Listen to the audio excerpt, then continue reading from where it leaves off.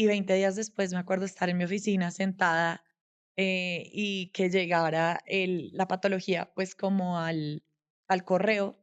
Yo dije, no, pues yo no voy a esperar a que me la lea nadie. Yo ya sé que, yo ya he leído cuánto tema médico hay, voy a entrar a verla. Y estaba con una compañera del trabajo y le digo, Sandrita, mira tú. Y Sandrita me dice, Juanis, dice em, que es un cáncer in situ. Obviamente, ahí se me destruyó el mundo. Entra uno como, digo yo, como debe ser el coma. No oigo, no sabía si estaba respirando, no sabía nada. Lo único es que agarro mis cosas y me voy corriendo. En la maternidad como en la vida hay temas de los que nadie quiere hablar, sobre todo en este mundo que nos ha hecho creer que ser madre es mágico y perfecto todo el tiempo. Aquí hablamos de lo que realmente sentimos, sin censura, desde el amor y con la certeza de que cada mamá sabe en su corazón lo que es mejor para su hijo. Soy Camila Wills y te doy la bienvenida a este episodio de Historias de Madre, un espacio seguro en donde contaremos lo que quizás no sabías, pero desde hoy hará tu maternidad un poquito más sencilla, porque aunque no hay fórmulas mágicas, hay decisiones que nos dan paz. Y cuando algo es real, transparente y hecho con el corazón, elegirlo se siente natural, como Baby Goo de Alpina, una decisión que nutre con amor.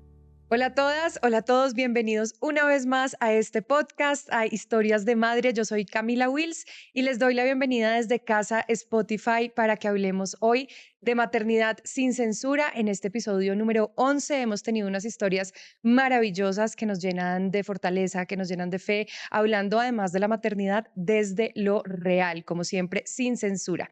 Hoy quiero darle la bienvenida a una grandísima invitada, una mujer que admiro muchísimo y ya van a ver por qué. Una mujer que conozco desde que somos muy chiquitas, hace no mucho, eso no fue hace mucho tiempo. Y bueno, ya nos va a contar por qué es que no solo yo, sino seguramente mucha más gente y ustedes también que están ahí al otro lado, pues la admiran aún más.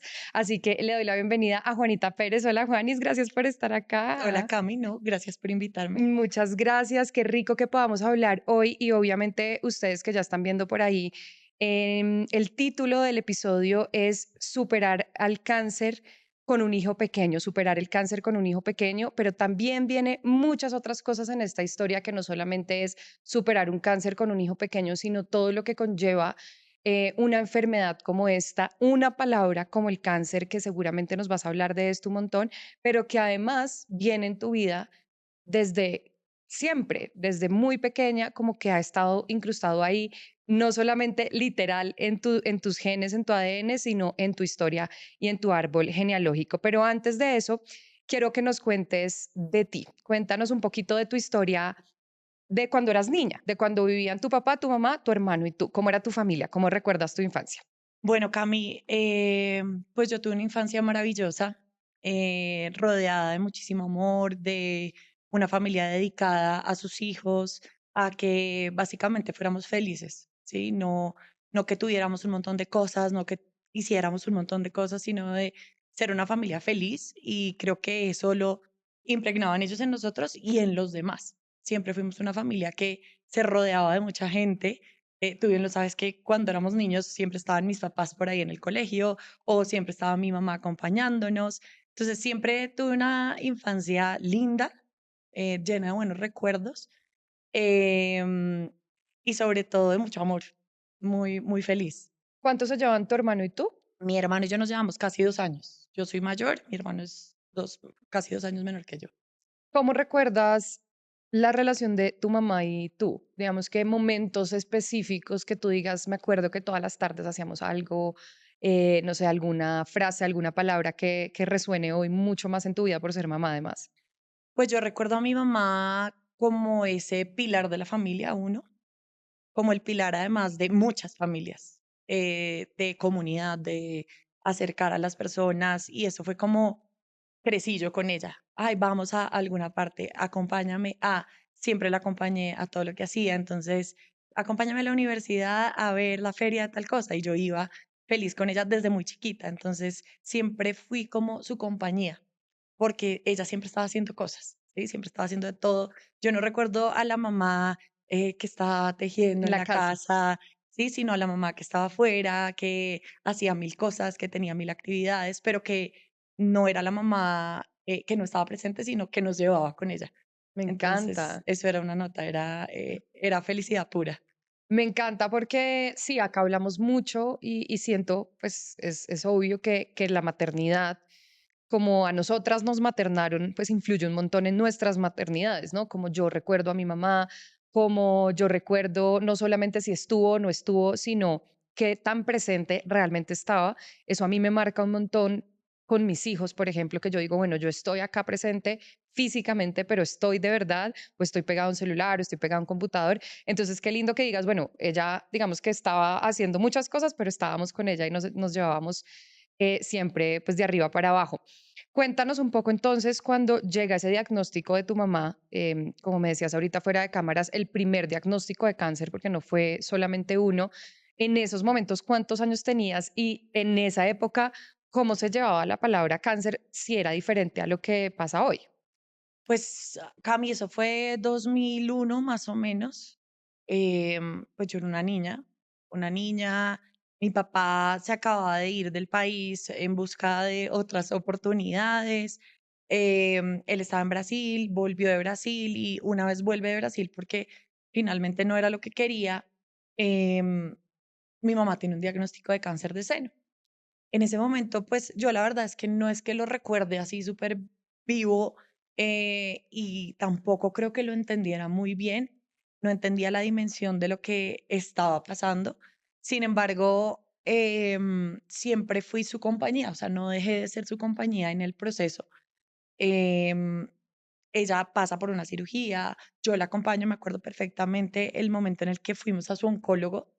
Recuerdo haber ido a San Ignacio con ella, estar allá sentada con el oncólogo alguna vez tenía alguna relación con mi nacimiento, no me acuerdo por qué, porque era amiga de mi ginecólogo, algo así, pero siempre la acompañé a todo. Yo creo que uno como niño en ese momento no se da cuenta de lo que está pasando. Y creo que parte de la historia, de todo lo que viene, es entender por qué no lo entendía y cómo por qué tenía que entenderlo, ¿sí? Ujú. Entonces, sí, básicamente, pues lo recuerdo como un impacto duro en mi vida, muy duro, pero creo que a hoy todavía, hasta el día de todo lo que conllevó eso, nunca entendí el impacto tan grande de Tan, lo que era, tan fuerte. la dimensión. ¿Y tú crees que eso de no entenderlo fue también por cómo te mostraron tus papás lo que estaba pasando? Porque digamos que muchas veces, y también uno como mamá, pues dice hasta dónde le cuento y hasta dónde no, porque además también ya vamos a hablar de tu historia y es, tú también estabas con un chiquito, es que es muy loco porque digamos que cuando yo pregunto para hacer historias de madre a muchas mamás, había otras muchas y de hecho me encantaría tenerlas a todas acá sentadas contando sus historias, pero había muchas también que superaron muchos diagnósticos de cáncer y de hecho hay una que 6 diagnósticos diferentes y yo decía, wow, todas son tremendas, pero yo quise traer a Juanis porque me parecía muy lindo que su historia fuera, perdí a mi mamá por cáncer, pero ahora yo que estoy sana, puedo contar otra historia también. Es como resignificar eso, esa palabra para ti y volver a vivir lo que tú viviste como hija hoy con Gael. Entonces, no sé qué tanto influyó el cómo trataron esa enfermedad o qué tanto te contaron a ti también, y hoy para nosotros tenerlo en cuenta como mamá, qué tanto se debe contar y qué no, qué tan real debe ser. Hay una película, de hecho, que habla de eso, ¿no? Como las células y les Ujú. muestran una película.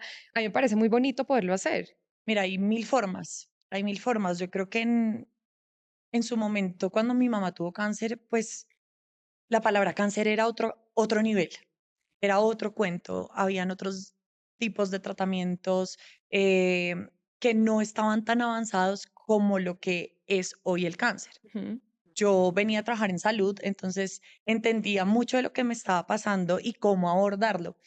Tuve la fortuna de que me acompañaran unos médicos que no solamente era el oncólogo o el mastólogo o la cirujana plástica, sino que también eran consejeros como de ese proceso. Y también tuve un colegio que me acompañó súper bien con mi hijo, que también me permitió otorgarles la responsabilidad de ser los que están viéndolo todos los días, ¿sí? Ser los que están viendo sus cambios de comportamiento, entendiendo qué le pasa y hacerse responsables, que eso yo lo valoro inmensamente del colegio. Creo que en su momento, cuando a mí me lo contaron, pudieron haberme puesto los pies sobre la tierra un poco más, pero entendiendo también lo que le pasaba a un papá por la cabeza en ese momento, es como, pues también no los puedo juzgar, lo hicieron bien, Total. lo hicieron bien. Total, y seguramente además, eso también lo hablamos con Mari Manotas, que nos contaba que murió su mamá de cáncer a los 15 años, y era cómo su papá, pues también tiene que afrontar, y en el caso tu papá, que no digo que sea diferente, pero tu papá también siempre ha tenido como un amor muy profundo por tu mamá, y como que, claro, estar pasando por un duelo, enviudar, tener que quedarse con dos hijos chiquitos, pues hombre, creo que también darle esa responsabilidad de cómo me contaste o cómo no me contaste, creo que fue absolutamente perfecta para el momento. ¿Cómo llega entonces ese momento del primer diagnóstico? ¿Qué tanto tiempo pasa del primer diagnóstico y qué tanto pasa en cuanto a más enfermedades o más cánceres, digamos por decir así, no sé cómo se diga exactamente, Ujú. digamos, cuántos diagnósticos pasan para decir pues que tu mamá ya, digamos que está en un proceso en donde falleció, ¿cuántos años después? Más o menos 11 años después, en el 2009, no, 2008, mi mamá empieza en un proceso como de bajonearse. Y uno la ve, mi mamá era una mujer súper vital, una mujer activa, que estaba en todo, como les decía antes. La empezamos a ver un poco más desgastada, ella trabajaba a nivel nacional, entonces viajaba un montón, entonces empezamos a pensar que era por los viajes, no, está súper cansada. Y un día me acuerdo perfecto estar en el lanzamiento de una marca de hamburguesas con mi papá y, porque él era crítico en su momento de los foodies, que ahora son Ah, foodies, pero mi tu papá lo papá hacía era en revistas, foodie y fotógrafo. foodie fotógrafo, y literal lo hacía en la revista, iba, hacía la reseña, yo lo acompañaba porque me encantaba, y mi mamá nos llama y nos dice: "Me siento ahogada, me siento mal, por favor, vengan por mí". Vamos por ella, y en el momento en el que vamos por ella está mal, o sea, muy mal, nos vamos para la clínica y nos dicen que tiene un pulmón colapsado. Eh, ¿Por qué? Ni idea, o sea, no tenía nada, ¿de dónde sale esto? Y cuando hacen la radiografía, me acuerdo perfectamente de estar al lado de la médica y que la médica dijera: "Es que no alcanzo a ver nada en el pulmón, no veo el pulmón, o sea, veo blanco". Dios.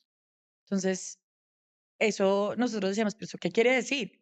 Si no ves nada, es que está bien". Y me decía: "No, es que no veo el pulmón, o sea, está totalmente lleno de agua, y cuando está lleno de agua es por una razón grave". Yo me acuerdo irme a mi casa, volver a la clínica el otro día y no entender, yo ahí tenía 19 años, 19 años, sí. No entender muy bien qué pasaba, ¿sí? Claro. No entender ¿Qué significaba qué eso? significaba eso, porque yo decía: "No, pues ya pasó por uno, ya el otro, pues, se cura", ¿sí? Eso ya lo hizo una vez, ya lo hace 2. Y al otro día hablar con mi papá y mi papá decirnos como: "No es tan fácil como lo que ustedes están pensando y como lo que fue el primero". Yo ya sabía que eran las quimioterapias, yo ya sabía que eran las radioterapias, porque fui con ella, estuve con ella, y nos dicen, pues hay una forma y es que vuelva a quimioterapia, pero hay metástasis en los huesos, en el pulmón, y está muy avanzado. Yo, pues sí, pero ¿eso qué quiere decir? Y nos dijeron que tal vez tenga, no sé, más o menos un año de vida con esto. Entonces uno empieza ahí como a recalcular y decir, de verdad, ¿esto es real o no? O sea, pero si ya se curó una vez, ¿por qué no va a poder este? Tanto tiempo Y después, tanto tiempo además. después, y ves a una mamá que dice, conectada, mejor dicho, vuelta a nada, dice, no frescos, que yo de esta salgo, no se preocupen, hay que hacer quimioterapia, ¿cuántas? ¿Sí? Pónganmelas ahí en la listica. Y nosotros, bueno, listo, sale de la clínica después de un periodo súper largo y arranca quimioterapias. Y me acuerdo que tenía una quimioterapia semanal. Yo la acompañaba, me sentaba afuera con revistas de arquitectura a leerlas, porque en ese entonces, ¿cuál iPad ni cuál nada? Sí. A sentarme a leer revistas, salir, la acompañaba y llegaba ella a la casa y se dormía durante todo el resto de la tarde. Y lo último que recuerdo como del último año es que el médico dijo, está evolucionando correctamente, súper chévere, pero yo dije, bueno, listo, yo ya una universitaria, en otros planes, mi mamá pasó a un segundo plano. Yo dije, ya se está curando, yo ya estoy en mi vida. Y siento que para mí fue el choque más grande haber como tratado de tapar el mundo con un dedo y decir, nada está pasando, me voy de fiesta, salgo con mis amigas y me acuerdo estar un día en cine, no me acuerdo con quién estaba, eh, me fui a cine y volví a mi casa y mis papás no estaban. Y yo, ¿qué pasó? No, tu mamá tiene bronquitis y nos vamos para la clínica. Llegan a la clínica y no han pasado 2, 3 días. Cuando yo voy a visitarla, y en la tarde del siguiente día mi papá me dice, ¿vas a venir? Yo no, tengo muchas cosas de la universidad, tengo muchas cosas, no puedo, ta, ta, ta. Y a las 8 de la noche me llama a decirme, esto que te vengas para la clínica porque tu mamá no está bien. ¿Qué pasó? O sea, mi mamá estaba bien, le iban a dar de alta, de hecho yo hacía todas las vueltas de la EPS, de la prepagada, de absolutamente todo, y me dicen, no, no está bien. Llegamos a la clínica y esto es desde las 8 de la noche hasta las 2:30 de la mañana. Entra en paro, entra en una septicemia y básicamente en 4 o 6 horas ya se muere. Y, y entra una niña de 19 años a entender que su mamá se murió, una niña que se creía muy adulta, y decir, pues ya no soy tan adulta, no, ya todo lo que creí que podía hacer, no sé si lo vaya a poder hacer sola. Y más con un papá y un hermano que uno dice, ¿y ahora ellos qué? ¿Qué van a hacer? Obviamente mi papá con la responsabilidad a full, pero también viviendo un duelo, pero también entendiendo cómo tratar a una niña que está siendo Mm, mujer, muy complejo, una historia que también yo decía, bueno, tengo que asumirla, es lo que me toca. Y ahí empecé a buscar qué hacer, listo, ¿cómo ayudo a mi papá? No, pues tengo que trabajar o tengo que buscar en la universidad qué hacer. Entonces, al siguiente semestre dije, no, pues no voy a decir nada, voy a aplicar una beca. Fui, apliqué, afortunadamente por el promedio me la gané. Listo, ahí tiene su beca. Entonces, mis ayudas eran como, papá, ya no tienes que pagar la universidad. wow, pues Y mi semejante papá era ayuda. como, pues no había necesidad, pero eran como las formas en que yo buscaba en suplir como eso que mi mamá hacía antes. Aliviar ese dolor un poquito. Total, total. Mi papá cumplía al año 50, entonces esto fue como celebro estando en duelo, como sopeso, mi hermano acababa de entrar a la universidad, yo decía, ¿quién va? ¿Quién responde? ¿Quién le pone los papeles? ¿Quién firma? Entonces asumí un rol también muy maternal desde los 19 años, que tal vez no me correspondía, pero que decidí también tomar. Qué lindo. Sí, qué lindo porque, claro, digamos que quedan dos hombres en la casa y si bien nos contabas que tu familia siempre fue muy unida y también uno como mujer tiene como ese instinto, ¿no? Ese don de maternar el que sea, o sea, como que Sí. terminamos maternando cualquier persona, pero en el buen sentido, es decir, venga, yo lo acojo y mi hermano está entrando a la universidad y mi papá va a cumplir 50 y quiero que se sienta lo menos posible la ausencia de mi mamá y qué bonito pues que haya podido ser así, seguramente hoy ellos lo recuerdan de esa manera. Juanis, muchos años después te casas, te entrega tu papá a este hombre que es tu esposo, que también pues ha sido gran compañía, digamos que en todo este proceso y ya nos contarás, y llega Gael a tu vida. Eres mamá. ¿Cómo fue ser mamá sin tu mamá? ¿Cómo fueron esos años, esos primeros años? ¿Se sintió, digamos, más de la cuenta esa ausencia de tu mamá cuando llega Gael? Sí, o sea, yo creo que las mamás siempre aportan demasiado al proceso de sus hijas cuando son mamás. Em, y yo, claro, tenía un hueco y un vacío a pesar de que mi papá es súper maternal, no tenías a tu mamá, o sea, no tenías a quien decirle cómo pasaste esto, cómo viviste esto, tú cómo lo asumías. Sí, mi papá siempre nos cuenta como tu mamá y yo hacíamos esto, pero es muy difícil no escucharlo de tu mamá. O sea, para mí sí fue una de las partes más difíciles, creo, porque ahí es donde empiezo también a darme cuenta que nunca hice un duelo muy, muy bien hecho, ¿sí? Profundo. Muy profundo. Yo traté como de, a través de esa maternidad de mi papá y mi hermano, tapar el duelo y decir, no pasó nada, aquí estoy, vamos a salir adelante, yo me pongo la 10 para todo, trabajo, hago, me responsabilizo, cocino. em, Muy como esa personalidad de tu mamá también, ¿no? exacto, o sea, esa mamá que siempre hacía de todo, que uno la veía en el colegio y respondía no solo por mí, sino por todas las que estaban alrededor, regañaba a las profesoras cuando no era ni siquiera uno, nuestros profesores ya sabrán de qué estoy hablando. em, y tomo yo ese rol y cuando soy mamá me doy cuenta que no he hecho un duelo lo Wow, suficientemente profundo y empiezo a llorar mucho y empiezo a sentir ese vacío de verdad, nunca valoré lo suficiente a mi mamá, lo cual no es verdad, ¿sí? Sino que uno en el duelo también siente muchas culpas, y en el posparto. y en el posparto Sí, más, perdón. pero siente muchas culpas, yo creo que inconscientes, relacionadas pues como a las hormonas, Total. a lo que uno está viviendo en ese momento, a no tener alguien a quien llamar y decir, mamá. Afortunadamente tuve muchas mamás que también me acompañaron, las mamás de mis mejores amigas, bueno, muchas mamás que me apoyaron en mi proceso de maternidad, que me ayudó mucho, pero mamá es mamá. Mm, Y no tener a la mía siendo lo que ella era, fue muy duro, muy total, duro. total, tiene que ser porque realmente es eso que tú estás diciendo y qué lindo como reconocerlo y es obvio, lo que uno sabe siempre de cómo hiciste esto, cómo se hace, ¿no? Como ese consejito de mamá, Ujú. pero digamos que consejos hoy sí que sobran, ¿no? Hoy sí que tenemos de todas las fuentes y de todas las herramientas, pero lo que tú dices, mamá es mamá y solamente ese abrazo, esa caricia, ese así se hace, seguramente hace falta, pero bueno, lo has hecho muy bien y Juanis, llegan años después.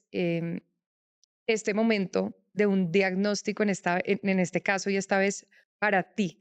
¿Cómo es recibir ese diagnóstico de cáncer sabiendo, digamos, lo que le pasó a tu mamá, habiendo pasado por tanto, trabajando tú en salud, además, tanto como que viendo tanto de esto? Y yo creo que, claro, es como irónico, pero a la vez creo que te ayudó un montón. Em, y la gente dirá: "Ay, pero ¿por qué habla tanto como si fuera ella?". Pues porque lo sé, porque yo hablaba con Juanis y porque me imagino que para ella fue fácil en ese sentido haber trabajado en salud. Pero quiero que nos cuentes ya no solamente el diagnóstico, sino ya como de mujer a mujer y de tantas mujeres que están al otro lado, que nos hacemos el autoexamen, que vamos y nos hacemos los exámenes, que hacemos tantas cosas que de pronto estamos haciendo bien o no tanto. ¿Cómo fue ese proceso para ti? Sé que obviamente al ser hija de una persona que tuvo cáncer de mama, pues es bien diferente. Creo que cuando yo llego a una ecografía siempre le preguntan a uno antecedentes, Antecedentes. tal. Entonces, pues si uno dice mi mamá murió de cáncer, pues es bien diferente. En tu caso, no sé si te hacían más exámenes de lo normal y cómo te enteras tú exactamente de tu cáncer. Bueno, yo después de que mi mamá muere, pues adquiero como esa responsabilidad conmigo misma de estarme chequeando constantemente. Antes de trabajar en salud, mucho, mucho antes, arranco a hacerme unos controles anuales, que es el control que uno se debe hacer, tenga o no tenga a su mamá con cáncer o con antecedentes. Obviamente siempre está a discreción médica cada cuánto te lo tienes que hacer, pero en ese momento a mí me tocaba año tras año. Me acuerdo perfectamente que más o menos como desde el 2018, yo todos los septiembres iba a hacerme mis exámenes de seno, ecografía de seno, y posteriormente, como en el 2021, arranco a hacerme, mamografía. ¿Por qué? Pues ya porque, el médico consideraba que ya podía empezar a hacerme la mamografía por prevención. Em, Mi diagnóstico, pues es muy extraño, es una historia muy extraña. Creo que también las cosas que Dios le pone a uno sobre, el camino, pues me puso a mí mi diagnóstico. Yo, como bien lo dices, trabajaba en salud y tenía muchas personas y muchos médicos que me rodeaban constantemente, entre ellos una persona muy de confianza, muy querida, muy, muy buena médica, que me dijo, ay, usted ya se hizo el examen genético, porque hay unos exámenes que son genéticos que te pueden determinar a ti cómo es pues como tu linaje genético para entender si hay o no predisposición al cáncer, a un tipo de cáncer. Wow. En este caso, mi mamá había tenido un tipo de cáncer que era genético, ¿sí? Que estaba determinado como genético. Entonces, esa persona se me acercó un día y me dijo, oiga, ¿usted ya se hizo los exámenes? Y yo le dije, ay, no, qué pereza, porque ese examen tiene una alta probabilidad de que si sale positivo, realmente puedas tener cáncer. No en ese momento, pero sí lo puedas desarrollar Wow. O sea, te dicen o tienes o vas a tener. o puedes tener. Creo que es lo más certero es que puedas tener. Y allí, por eso, ustedes oyen el caso de Angelina Jolie y de todo eso. Precisamente es que ellas se hicieron alguna Exactamente. vez un examen BRCA o BRCA, como le llaman comúnmente, que te muestra cómo está compuesto tu genética y esa genética te dice, es probable que tú tengas o no ese gen que da cáncer de seno o útero y ovario, si no estoy mal, y aquí los médicos me corregirán. Entonces me pregunta por ese examen y yo le digo, no, que me da nervios, Claro. ¿sí? Uno siempre tiene el miedo em, a que uno caiga en eso. Entonces le digo, no, no, no me lo he hecho, qué pereza, ojalá no. Y me dice, no, no, no, señora, hágaselo ya, vaya, estamos estrenando laboratorio de genética, vaya y se lo hace, y de una vez estas órdenes.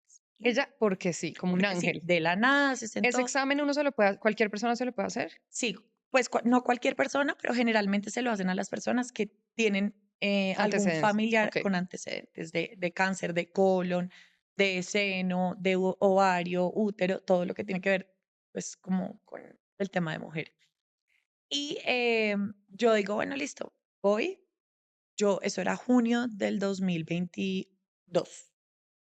En junio del 2022 yo digo, pues yo me hice mi último examen en septiembre, perfectos. Mamografía, ecografía de seno, autoexamen todo el tiempo, perfectos. Y me voy un sábado, me acuerdo perfecto, a un centro de mama especializado que conocía el número de pacientes que atendían, Mm. los casos que atendían, conocía a los radiólogos, conocía a todo el mundo.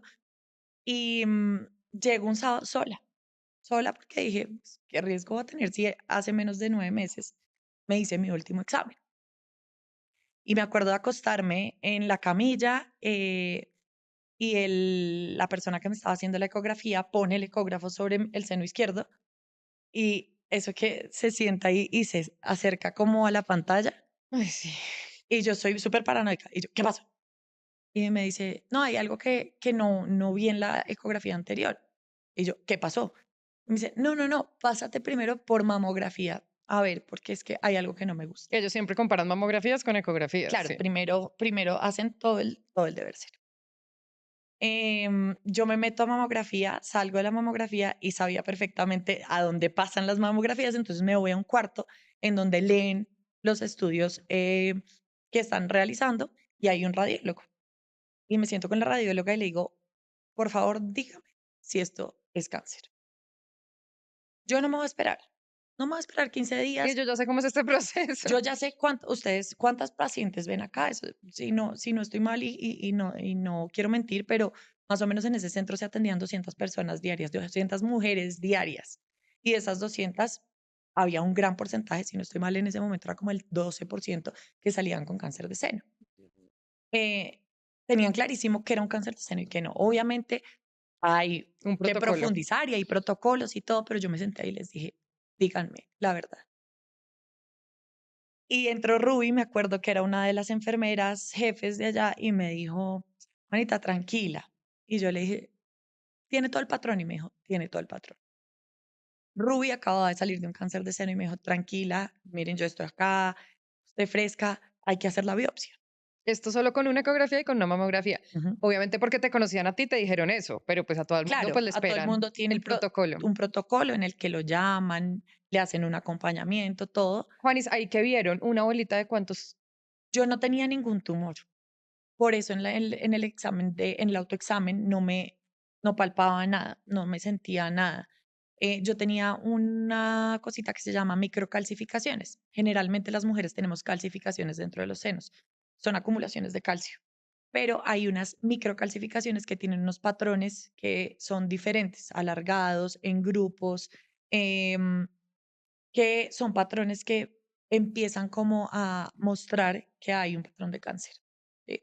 Y que, que están generando como un tumorcito con las células cancerígenas. O sea, el tuyo fue antes de ser un tumor. Sí, podría decirse así. No sé científicamente cómo sea, pero podría decirse que sí. Entonces yo arranco y les digo, si esto es el patrón, ¿qué tengo que hacer? Y me dicen, una biopsia ya. Afortunadamente tenía todo el mundo respaldándome. Tengo la biopsia a los 5 días y más o menos a los 15 días siguientes, yo ya he tenido cita con mastólogo, con cirujano plástico, con anestesiología, mejor dicho, con todo el mundo, sin saber ni siquiera si tenía o no cáncer, pero ahí está la fortuna pues que tuve de las personas que me acompañaron. Y 20 días después me acuerdo estar en mi oficina sentada y que llegara la patología pues como al correo. Yo dije, no, pues yo no voy a esperar a que me la lea nadie. Yo ya sé que yo ya he leído cuánto tema médico hay, voy a entrar a verla. Y estaba con una compañera del trabajo y le digo, Sandrita, mira tú. Y Sandrita me dice, Juanis, dice em, que es un cáncer in situ. Obviamente, ahí se me destruyó el mundo. Entra uno como, digo yo, como debe ser el coma. No oigo, no sabía si estaba respirando, no sabía nada. Lo único es que agarro mis cosas y me voy corriendo a donde una de las médicas y a donde las presidenta de las clínicas y les dije, salió esto, ¿qué hago? ¿Qué tengo que hacer? Y me dijeron, nada, es un buen patrón, está in situ. Eso quiere decir que puede que no sea un proceso tan complejo, puede ser una cuadrantectomía, te sacan el tumor y ya, y te hacen un tratamiento pues para que no vuelva. Y yo digo, bueno, entre lo peor, lo mejor, ¿sí? Ahora, ¿cómo le cuento a mi papá y cómo le cuento a mi hijo esto? Yo llamé a mi esposo y literal le dije, esto que venga por mí porque tengo cáncer, así, o sea, yo no tengo filtro. Em, y él a los 5 minutos llegó, me acuerdo sentarme en una cafetería con él, en coma totalmente, pero ahí empiezo a actuar. ¿Sí? Lo que, lo único que le gana la batalla al cáncer también es el tiempo y, La actitud también, ¿no? y ser rápidos. O sea, si yo no actuaba rápido, pues eso podía empezar a evolucionar o no, ni idea. Y ahí es donde arrancó todo mi proceso ya un poco más extenso del cáncer. Em, Arranco con muchos exámenes, a conocer los oncólogos, a conocer mi mastólogo, a profundizar. Esto es julio del 2022. Entre julio y agosto hago todos esos exámenes y me dicen, listo, hay que operar. Entonces yo, bueno, ¿qué vamos a hacer? Mi mastólogo me dice, tú eres muy joven para tener un cáncer de este tipo. Vamos a hacer una cirugía también preventiva. Ahí tenías 30 ahí. 32, Muy joven. 32, 33, sí. Em, y me dice, vamos a quitar los dos senos.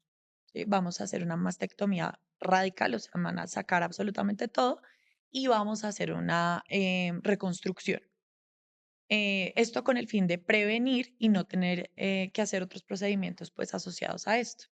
Yo le digo lo que haya que hacer. Haga lo que O tenga que sea, hacer. Sí. si me tienen que quitar lo que me tengan que quitar, yo necesito estar viva por un niño que me está esperando en la casa, por un papá que no puede pasar por un duelo más de cáncer, por un hermano, por un esposo, por todos, ¿sí? Al final, la última era yo. Mm. eh, Al final yo decía, yo me tengo que salvar por ellos. Y bueno, así fue, arranqué mi primera cirugía, em, que hablé con mi hijo, le conté y ahí como que me acordé, no sé si recuerdan cómo era La vida es bella, la película de La Sí. vida es bella. Un poquito como hacerles el cuento. El cuento más fácil, ¿sí? Él no tenía por qué saber qué era cáncer, ¿sí? A pesar de que mi hijo ha estado obsesionado con el cuerpo humano desde que nació, Tenía entendía 4. perfectamente, tenía 3 años y medio. Em, Él entendía muchas cosas del cuerpo que uno no creyera que un niño de 3 años, pues, las entendiera. Pero le explicamos que yo tenía un bichito y ese bichito, no era bueno y tenía, que quitármelo para poder estar bien. Pues, inicialmente, ¿saben? Nunca hablamos de la muerte, nunca hablamos, de que yo le iba a faltar, pero yo creo que no era necesario que lo supiera, pero sí era necesario que yo, como mamá y como familia, también empezara a presupuestar la muerte, ¿sí? Nosotros, creo que nadie en su vida presupuesta la muerte. Y para mí creo que es lo más certero que uno tiene, es lo único certero que uno tiene. Al final, todos nos vamos a morir. Y calculamos todo, todo. Las finanzas, los viajes, las vacaciones, pero nunca calculamos la muerte. Y nunca calculamos cómo va a vivir alguien sin uno, ¿sí? Y por eso también mi angustia de irme, de no estar, y empecé también a ponerla en el presupuesto, ¿sí? Va a pasar en algún momento. Y allí lo empezamos a hablar y empezamos también pues, como a consensuar con mi esposo muchas cosas y entender qué pasará si yo no estoy, ¿sí? ¿Cómo vamos a hacer? ¿Qué vamos a hacer? Yo empecé a mirar mis seguros. ¿Tengo seguro de vida? ¿No tengo seguro de vida? ¿Tengo seguro exequial? ¿Tengo todo? ¿Tengo seguro de salud? ¿Cómo voy a cubrir y a entender esto? Y pues nunca le hablamos de la muerte a él, pero los niños son mucho más hábiles de lo que uno cree. Uf, Y él todo se como que se me resume al día anterior, de mi cirugía. Yo estaba súper ansiosa, nunca me habían operado de nada. O sea, yo no me había enfermado, yo no había tenido nada. Em, y yo al mediodía me acostaba con él como a tomar la siesta después de que él almorzara. Al llegar al jardín, ya iba a entrar al colegio en agosto y, me dice mi hijo el día antes: "Mamá, por favor", me abraza, como que me da un besito y me dice: "Mamá, por favor, no te mueras". mm, Y yo dije: "Pucha, no le he hablado de esto. No sabe que el bichito está relacionado a la muerte, ¿por qué me está diciendo esto?". Y yo creo que lo que te digo, son mucho más hábiles en entender las cosas que uno cree que no entiende. Y para mí fue durísimo porque dije, con los nervios que me llevaba, dije: "Me voy a morir, mm. me voy a morir". Y al otro día llegué y me dio tos. Entonces yo dije: "No me van a poder operar", y yo creo que todo muy no planeado, pero sí como de los nervios tan grandes que tenía de que me pudiera pasar algo con la anestesia general. Em, y pues la verdad, entré al quirófano atacada llorando, atacada, muy asustada, pensando en que me iba a morir, sí, básicamente. Y me acuerdo de Sebastián, mi médico, que me agarró la mano durísimo y me dijo: "¿Tú crees que yo te voy a dejar morir? Fresca, yo a ti no te voy a dejar morir, a ti no Sí, te voy a dejar morir. no puedo. No puedo, no te voy a dejar morir, confía en mí". Y me acuerdo de tenerlo cerquita, con la mano cerca, de ver a las enfermeras que me acompañaron muchos años en el trabajo, que eran las que me conocían cómo sacarme sangre, todo, acompañarme en la cirugía y eso fue como wow, de verdad, sabía que tenía todo el mundo ahí. Y salgo de mi cirugía y me acuerdo estarme despertando de la anestesia y fue un despertar súper lindo porque escuché al lado un paciente que le acaban de hacer una trasplante de riñón y había salido todo exitoso. Entonces, para mí, mi despertar fue que alguien más estuviera vivo al lado mío y alguien que era esa médica que les conté estaba al lado mío. Y yo dije, pucha, lo bueno es que me levanté y me hice así y dije, me pudieron operar, Wow. ¿sí? Me pudieron operar, no estaba invadida, no abrieron y dijeron, uy, cierre porque no hay nada que hacer. Pues, Em, para mí eso era una ganancia. Sin embargo, la médica me dice, todo salió muy bien, todo súper, pero en las biopsias que hicieron en la cirugía salió que no estaba in situ el cáncer, sino infiltrante. ¿Eso qué quiere decir? Tuvimos que quitar pues todo el seno, todo el derecho, perdón, y tuvimos que quitar un pedazo, el pezón izquierdo. A cuando tú hablas, perdón, ser tan gráfica, pero y si quieres, toma agüita mientras yo Perdón. acá hablo. Pero entonces cuando tú dices de todo el seno, no era con pezón incluido, o sea, ¿cómo se llama? Mastectomía, es mastectomía, pero yo no sé de esto y seguramente mucha gente tampoco que está viendo. Entonces es mastectomía, mastectomía total, incluye el pezón, no lo incluye. A ver, hay cuadrantectomías, que son las cirugías en las cuales quitan un pedacito, que es donde está infectado, revisan los ganglios alrededor, hacen una marcación de los ganglios, te extraen un ganglio que se llama el centinela y revisan en una biopsia en el momento de la cirugía si está infectado o no. Mi ganglio salió negativo, pero el pezón estaba infectado.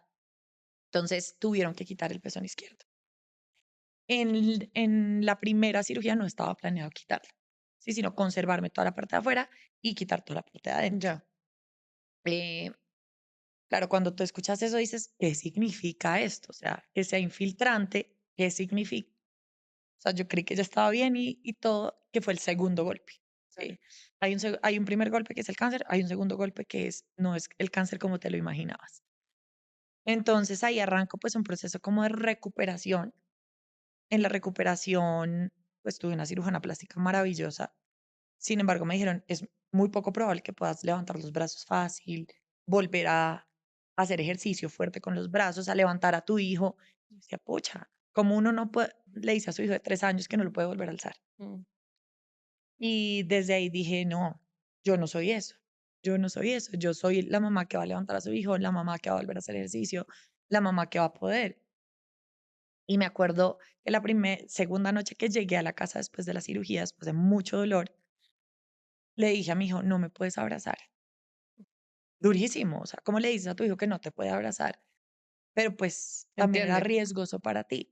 Y él me preguntaba, yo tenía drenajes, ¿qué es eso? Entonces yo le decía, mira, esta sangre es horrible, es un proceso muy, muy gráfico, pero se tiene que sacar, se tiene que desocupar, se tiene que limpiar. Y es increíble ver la fortaleza de un niño decirme, tranquila mamá, yo te ayudo, mi amor, voy a sacarme sangre de un drenaje, o sea, es horrible, ¿no? Tú lo veías, él me hacía el procedimiento, se lavaba sus manitas, él espichaba las bombas, ya salió todo, mamá, ya se te está llenando otra Mm, vez, y por las noches se pasaba a mi cama. Yo decía, Dios mío, se pasa a la cama y me puede dar un patadón y quedó otra vez aquí deshecha. Y lo veías llegar por debajo de la cama y acostarse encima de las piernas y abrazarte las piernas. divino. Entonces es muy lindo cómo, a pesar de no entender, entendía muy bien Total. y sabía qué estaba pasando. Total, es que además uno, lo que tú dices, como que son más inteligentes, más capaces, más entienden absolutamente todo. Y aquí yo, Juanis, pues quiero ir como entendiendo, digamos, y cerrando un poco algunas ideas. Y para eso quiero meter la cucharada Baby Goo, que como saben es, digamos que hablar un poquito de lo que yo también pienso acerca de algo y meto la cucharada Baby Goo con el apoyo de Alpina Baby Goo, que como saben es parte y es patrocinador pues de este podcast que amamos, que hacemos desde casa Spotify. Y es hablando precisamente de algo que mencionaste ahorita y que a mí me tocó, como vieron muchísimo, y es el no faltarles a los hijos, que es un tema que yo creo que sin temor a equivocarme es de los temores más grandes que tenemos las mamás. Yo creo que uno dice que me pase lo que sea, pero que nunca les falte a ellos, o que les falte, pero cuando ellos sean unos seres que puedan, digamos que, vivir la mayor cantidad de tiempo perfecto sin mí. Y yo tengo un hijo que va a cumplir 19 años y yo no quiero faltarle tampoco, no quiero faltarles nunca. No quiero que mis papás me falten tampoco. ¿Cómo fue ese miedo que tú tuviste en ese momento cuando ya, digamos que pasa la cirugía, lo que hablas de que él entendía, te ayuda y demás, a decir, le puedo faltar, que muy juiciosa tenías un Excel todo presupuestado, pero realmente cómo fue ese proceso para ti de hablarlo y de que él entendiera que podía pasar? Sí, yo creo que, a ver, puntualmente uno no se los pone sobre la mesa, eh, pero lo saben, ¿sí? Lo saben. Yo también me negaba a pensar que yo iba a faltar, ¿sí? Creo que ahí entra una posición que uno es muy egoísta en decir, es que yo no puedo faltar. Y cuando yo veía alrededor de lo que mi hijo tenía, decía, si yo falto no va a pasar nada.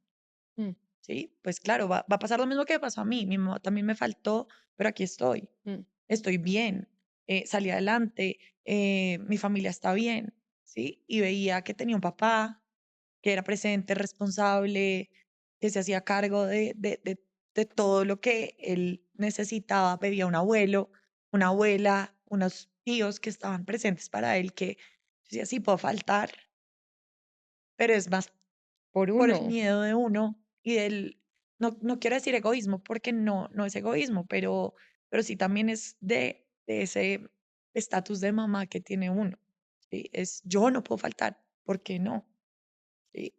Y aprendí también que la vida te da esa cachetada como de humildad, de decir, pues Todos, al todos podemos final faltar. todos podemos faltar, ojalá no, ¿sí? Y entonces ahí fue donde yo me puse la 10 y dije, no, pues ojalá no falte y voy a hacer todo para no faltar.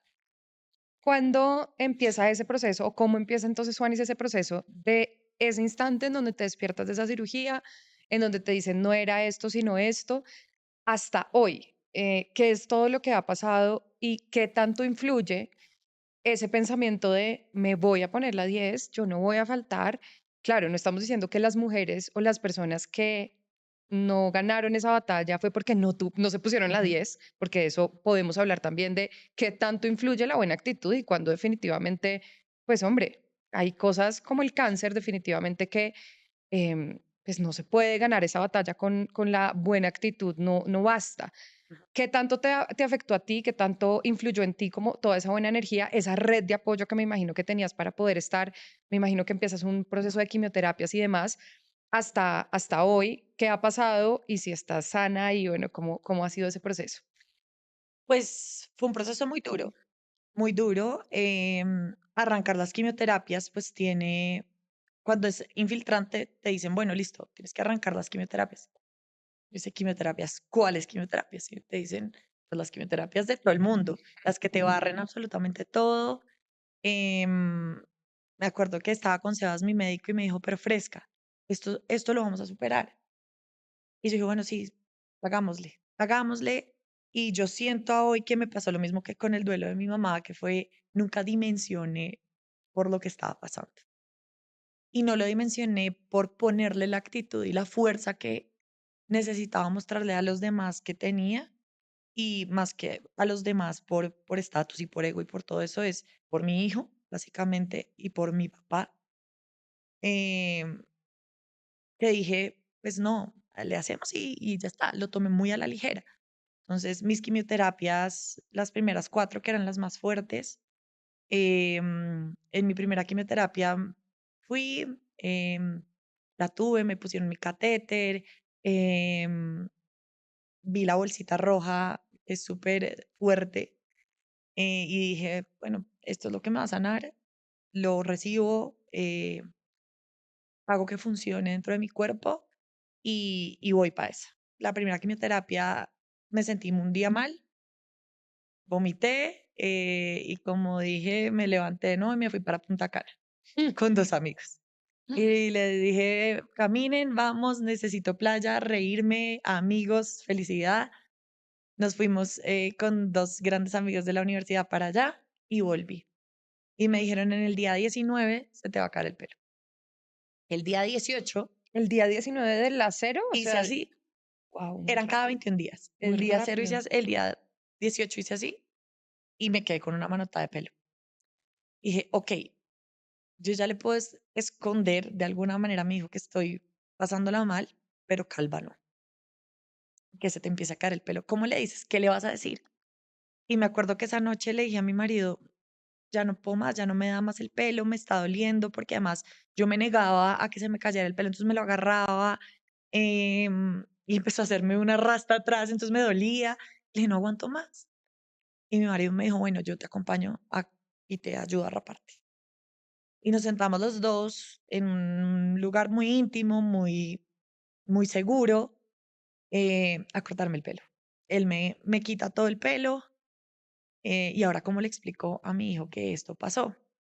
Previamente, pues, habíamos hablado, le dije que el bichito tenía un tema Ven, déjame decirte, es con que el ahora el pelo, bichito. y es que le dañaba a uno el pegante del pelo. Y el pegante del pelo, yo me tenía que quitar el pelo para poderme echar un pegante nuevo, y que me creciera nuevo pelo. Entonces, pues a él le pareció súper divertido el cuento, lo tomó muy bien. Claro, cuando salgo es una parte súper fuerte, o sea, creo que sobre todo para las mujeres, Muy fuerte.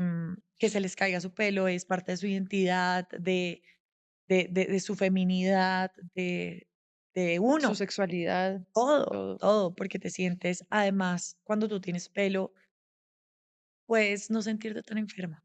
Y cuando pierdes tu pelo, uno dice, ok, esto es una realidad, ¿sí? Esto ya me está materializando la enfermedad. Y así arranqué, tuve 4 quimioterapias muy fuertes. En la cuarta, me acuerdo que irresponsablemente me fui a un concierto, y al otro día tenía quimioterapia, me dio muy duro, terminé en la clínica, y en la clínica fue cuando tuve el golpe como más fuerte, que fue que no tenía defensas, no tenía nada, o sea, estaba muy mal. em, y dije: Miércoles, esto es en serio", ¿saben? Esta sí es la dimensión. O sea, sí me puedo morir en cualquier momento. Afortunadamente no fue así, salí adelante, todo estuvo muy bien. Tuve 14 quimioterapias adicionales, que se llevan todo, todo, las uñas, las cejas, las pestañas.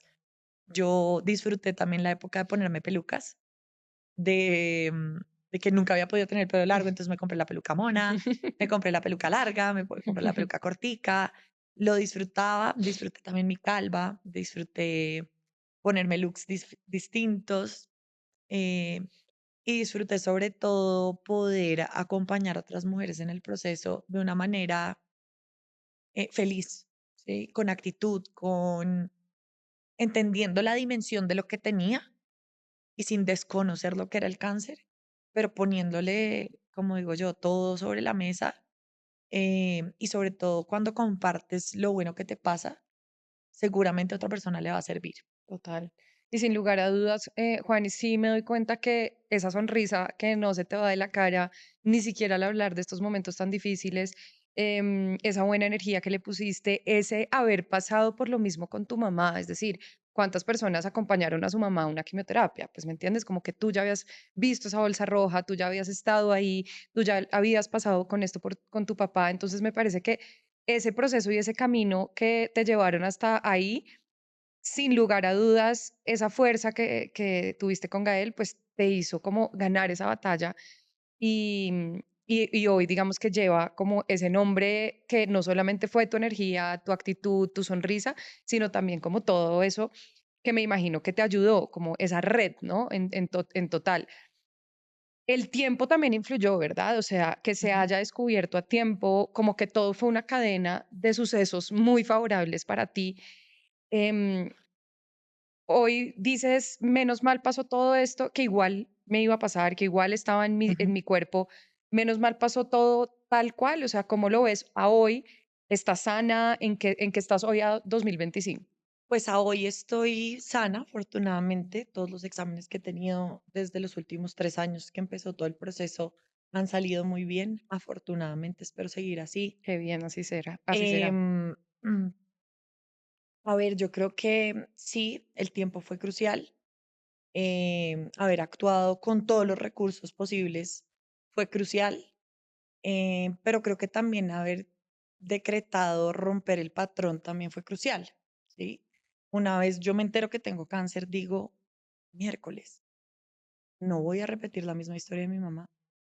Yo no me voy a morir de esto, ¿sí? No me voy a morir de cáncer, punto.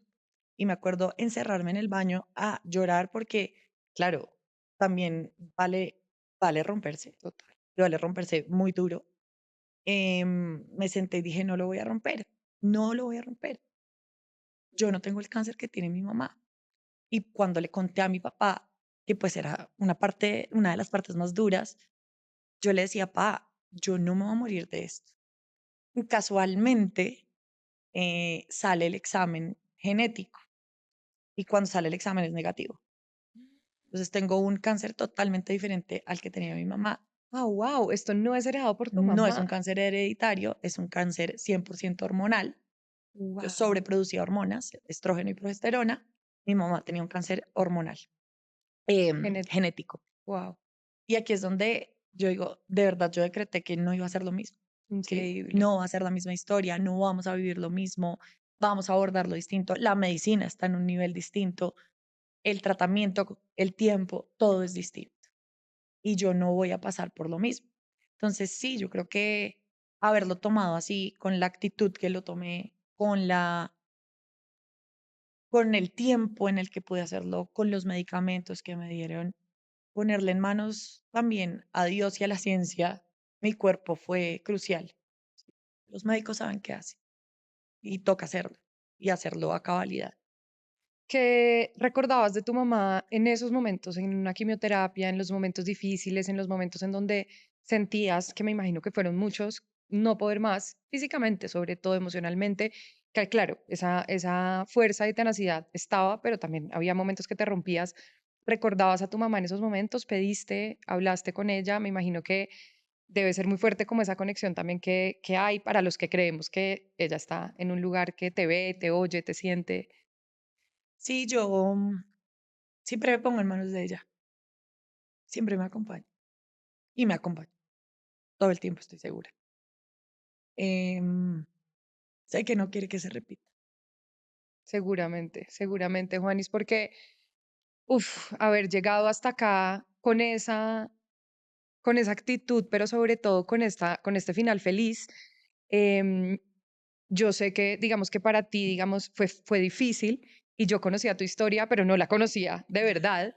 Y seguramente muchas que están oyendo y que están viendo dirán, ay, sí, yo supe que Juanis pasó por algo, tú en algún momento posteaste y escribiste, y tu papá que también escribe divino, como que uno se enteraba de cosas, pero no a total cabalidad. Y ojo, está perfecto no querer compartirlo todo también, está perfecto uno tener su proceso, pero hoy en este tipo de espacios que podemos contar una historia desde algún lugar, pues lindo también que otra persona que esté pasando por algo parecido lo pueda llevar. Quiero que nos quedemos con dos cosas para que te despidas y para que le cuentes a las mamás. Y es la primera, alguna mamá que esté pasando por esto, por una situación parecida, de haber perdido a su mamá por un cáncer o por una enfermedad difícil, o estar pasando por un diagnóstico difícil con sus hijos, que mira que todo lo que tú hablabas era cómo le cuento a mi hijo, cómo digo esto para mi hijo, cómo, no, como que esa fuerza, ese miedo fue el más grande, pero fue la misma fuerza Ujú. también que te ayudó a superarlo todo.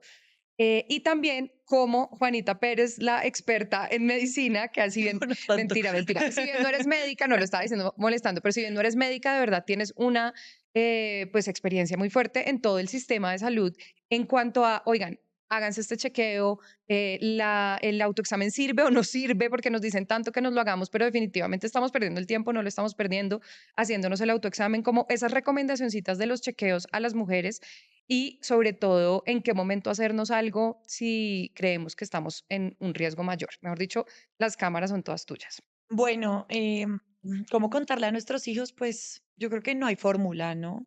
Creo que depende de la madurez de nuestros hijos, del entendimiento que tengan de las situaciones familiares que tienen. Em, Creo que hay formas. Apoyarse también de un círculo profesional es importante. O sea, para mí, pues el colegio me lo brindó. Yo no tuve que ir a un psicólogo, oncólogo para que mi hijo supiera qué estaba pasando. Sino que el colegio me ayudó a hacerlo y lo agradezco enormemente porque mi hijo logró transitarlo. Sí, tuvo pues retrocesos en la ida al baño, en algunas cosas que es normal para un niño de 3 años. Obvio. em, pero el colegio me ayudó a sobrellevarlo, la familia me logró ayudar pues a sobrellevar todo muy bien. Creo que no hay fórmula. No podrías decirles, les voy a pasar un cuentico en el que explico cómo las células, creo que cada quien conoce a sus hijos y conoce qué son capaces de soportar e identificar eso nos ayuda a llevarlo de la mejor manera. Creo que en la transparencia que uno debe tener con su familia y con sus hijos, sí les debe contar que algo esté pasando, porque ellos se van a dar cuenta, ¿sí? Pues tarde o temprano, que no te puedas levantar de una cama, o que estés vomitando, o que se te esté cayendo el pelo, o que tengas un catéter que se te ve, pues siempre te preguntan, ¿qué es eso? ¿Sí? No puedes desconocer la enfermedad, pero tampoco tienes que estar hablando todo el tiempo de eso, ni ser crudo con ello. Muchas personas es que tienen que saber la realidad como es. Depende. Cada niño y ¿sí? cada Cada proceso. niño, cada proceso, cada momento, pues tiene su espacio y su lugar. Del autoexamen, creo que es crucial. O sea, como en todo en la vida, tiene sus pasos, ¿sí? Ujú. El autoexamen es lo número uno. El autoexamen hay que hacérselo cada mes, eso tiene unos ciclos que no sabría decirles exactamente cómo son, pero tiene que ver con los ciclos hormonales de las mujeres. Pero hay que hacerse el autoexamen.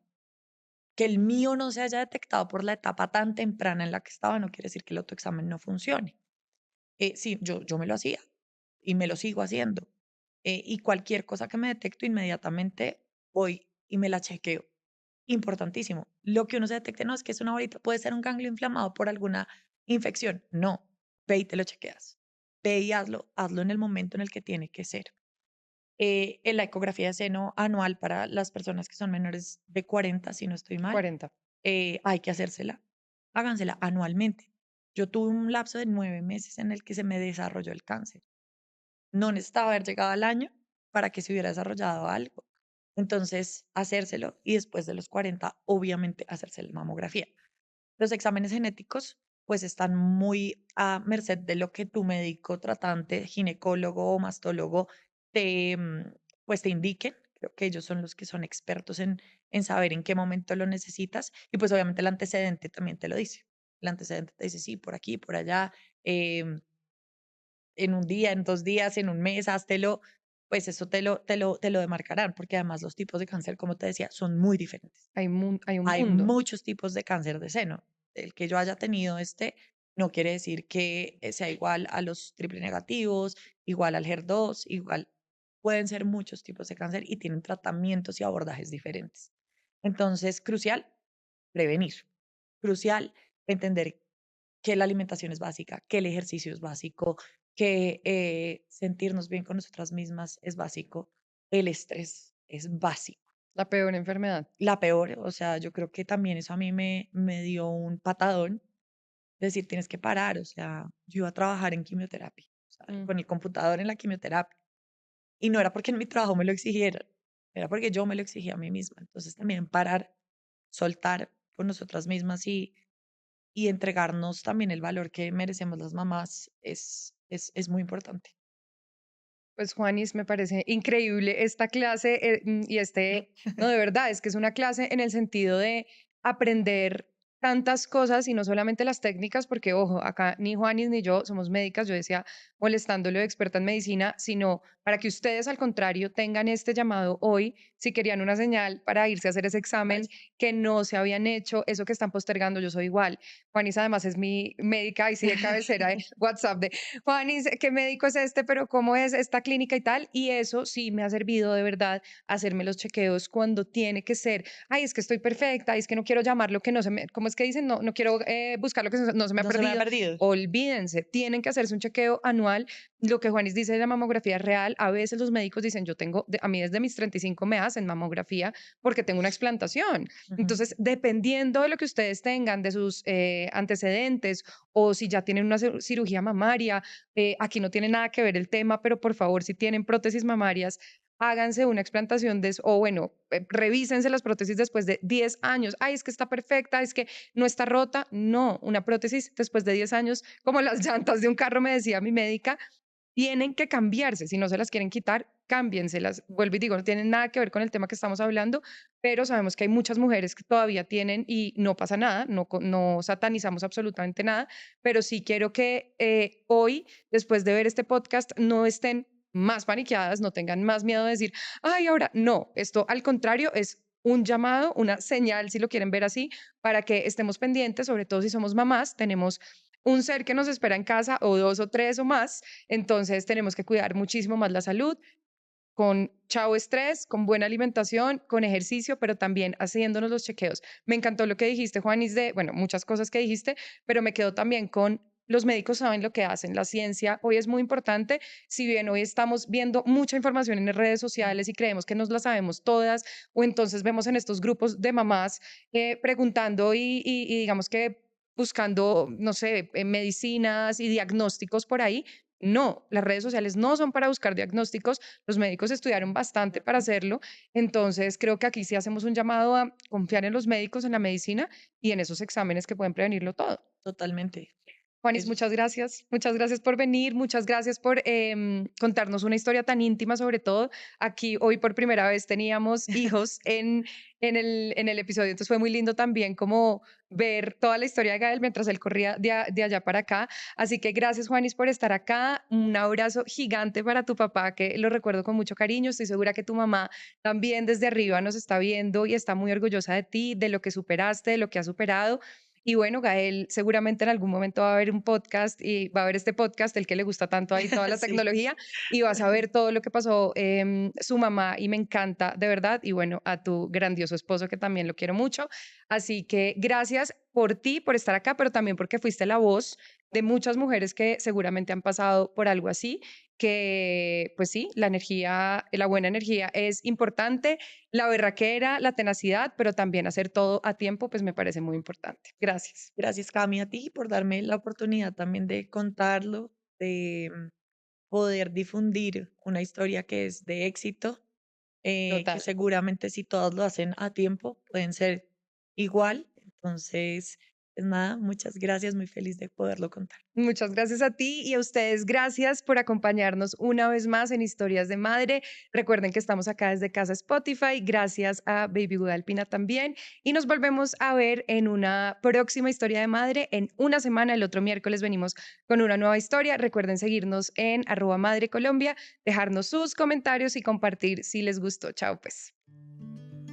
Gracias por acompañarnos en Historias de Madre. Recuerden que la maternidad es un camino de aciertos, dudas y mucho amor. Y en cada paso, elegir lo que nos da tranquilidad hace la diferencia. Como Baby Alpina, que nos acompaña para nutrir con amor. Nos vemos en el próximo episodio.